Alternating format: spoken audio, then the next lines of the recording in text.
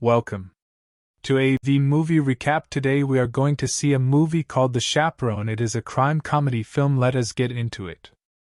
Finally released from prison after serving a 7-year sentence, before leaving he hands some books he had been reading to the policeman warden. Shortly after, a man named Philip LaRue arrives in his nice car and invites Ray to rob a bank. It's revealed that Philip was his accomplice in the crimes he committed in the past. Philip tries to convince him to join him in another robbery, also offering him a ride to his home by his car. Hearing all this, Ray comes to a point and expresses his desire to drive the car. Thinking Ray is convinced, Philip lets him get into the driver's seat, but Ray drives away, leaving him behind. When he gets to his place, and he sits on his bed and keeps looking at a picture of his wife and daughter, hoping to see them soon. After spending long time in prison, he now decides to become a better person and give up all his bad habits. The next day, Ray goes to see his wife Lynn and his daughter Sally. Despite the fact that she hasn't seen him in a long time, Lynn has a negative reaction and expresses that she doesn't want to be with him. She believes that he's irresponsible and untrustworthy because he's unable to fulfill his duties and responsibilities as a husband and father. While they're conversing, Sally returns from school, and just as her mother, she's also bothered by his presence. Following this, mother and daughter walk inside and close the door on him. The Ray shows up at Sally's school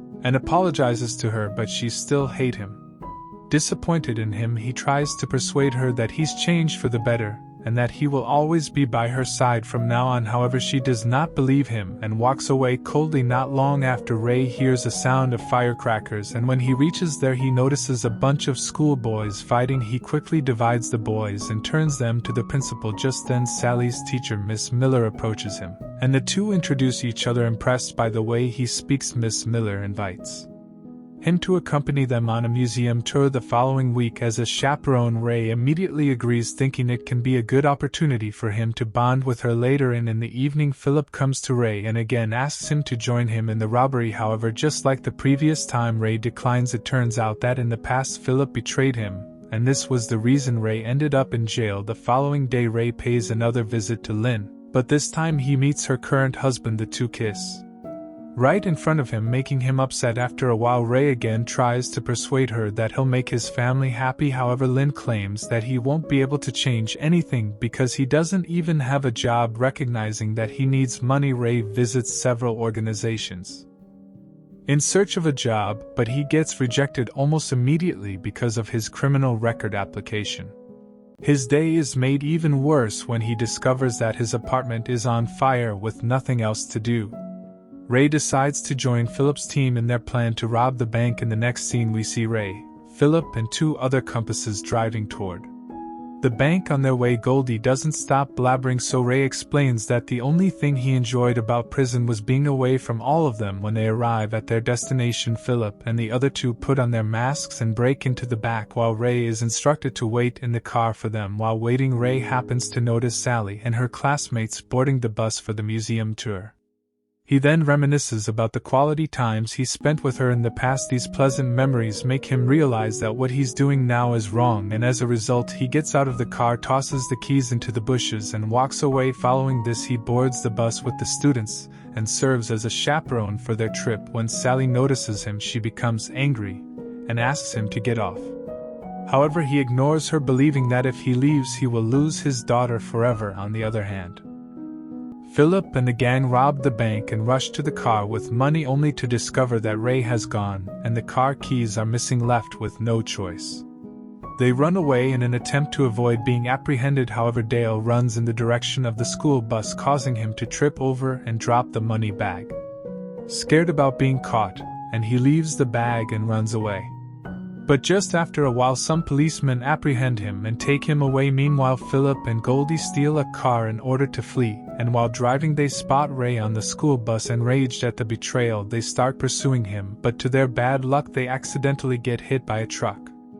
Philip then contacts the school and somehow manages to obtain information about where the school bus is heading. Elsewhere, Dale regains consciousness and finds himself in the hospital. Soon after, two police officers confront him and demand information about the robbery as a whole. After the interrogation, the police learn that the money bag is in a school bus that was parked nearby. In the next scene, Ray and the students finally arrive at the museum, but sadly, They learn that the tour guide who was supposed to accompany them has become ill, refusing to let his daughter get bored. Ray decides to volunteer and provides the students around the museum. He appears to be knowledgeable about museums and animals because he's read a lot of books in prison. While dealing with the students, Ray notices Philip and Goldie in the museum, so he tells the students to hurry back to the school bus. He also activates the fire alarm, prompting all visitors to rush outside. After this, when no one is looking, then he confronts the two in the restroom and beats them up. Then he explains that he's changed his mind and no longer wants to be involved with them. Following this, Ray drives the students to the next location of their study tour. After they arrive at their destination, he waits for them to get off and then searches the bus trunk. Surprisingly, he finds the bag containing money. At first, greed sets into his mind and he thinks of keeping it, but soon he remembers his family and decides to return the money in order to put an end to this. He calls Philip, who's standing across the street, and heads towards them with a money bag, but at the same time police arrive, prompting the thugs to flee. Philip and Goldie suspect that Ray was trying to set them up, so they decide to enlist the assistance of a Mexican mafia gang in catching Ray. The same afternoon, Ray and the students drive to their hotel and Miss Miller instructs them to quietly settle into their rooms. As soon as they arrive, then Ray takes the money bag and enters his room. He then calls Philip and asks him to pick up the money from the hotel where he's currently staying.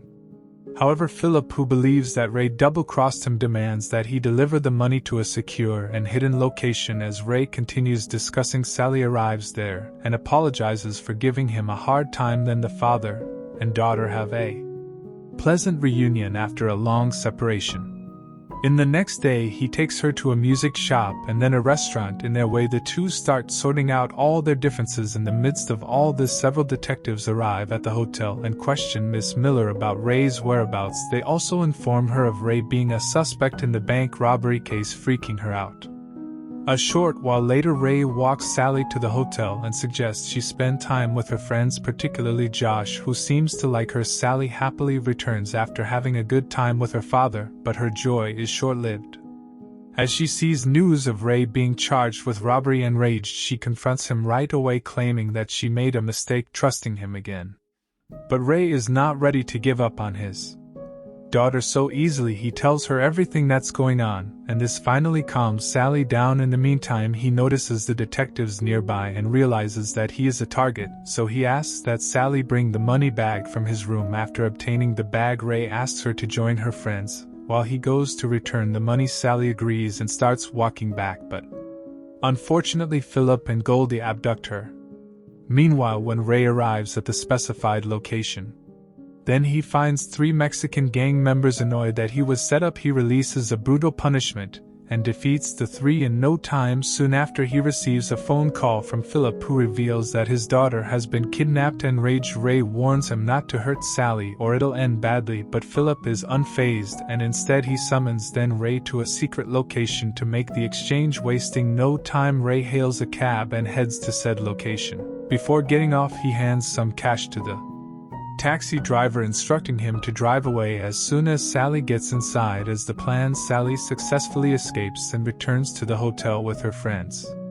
But realizing that her father is in danger, she decides to assist him. She enlists the help of 3 of her male friends, Josh, Simon, and Benny. Simon uses his iPad to track her father's phone, while Benny distracts the detectives with firecrackers, allowing them to sneak out of the hotel. On the other hand, Ray is restrained in a chair by Philip and Goldie because he has duped them with the phony bag painting dolls. Philip beats him up and demands the location of the money bag, but Ray remains silent. A few moments later, Sally and her friends arrive at the location and divide into 2 teams, one distracting the criminals with firecrackers and the other untying Ray. In the midst of all this, Ray contacts an acquaintance, a radio announcer who broadcasts the voice recordings live. Eventually, the police as well as Lynn hear the broadcast and rush to the crime scene. Soon after, Philip and Goldie hold Ray and the students at gunpoint. Philip, who's unaware that their conversation is being recorded, openly admits that Ray is completely innocent and that they only wanted to take advantage of him. The 2 are about to shoot them all, but at the same time the police arrive and apprehend the 2 criminals. Finally, Ray is declared innocent because he was on the bus with the students when the robbery occurred. Not long after, Lynn also arrives. and gets relieved to learn that her daughter is fine, but she slaps her ex-husband for endangering the children's lives. Ray doesn't react and simply says that he's turned into a better person. In the final scene, Ray is at the radio station when he receives a call from Philip asking for his advice on how to adjust to life in prison. Ray mentions the 3 essentials: confront it, be truthful, and sleep with the bag against the wall. Thank you for watching this video.